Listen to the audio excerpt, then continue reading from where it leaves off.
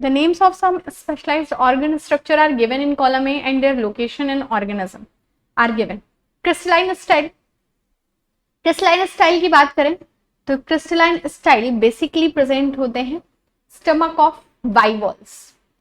Stomach of बाइवॉल्स में crystalline style structure देखने को मिलता है। ये स्टमक रीजन है और यहाँ पर क्रिस्टलाइन स्टाइल प्रेजेंट है। Hastate plate.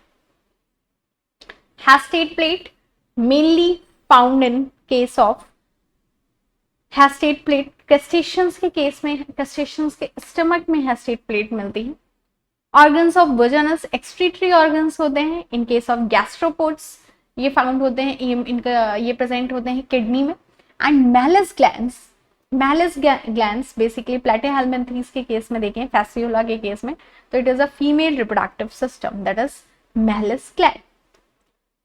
So crystalline style, stomach of bivalves, hastate plate, stomach of crustaceans, organs of Vojanus, kidney of gastropod, Malus glands, female reproductive system of fasciola.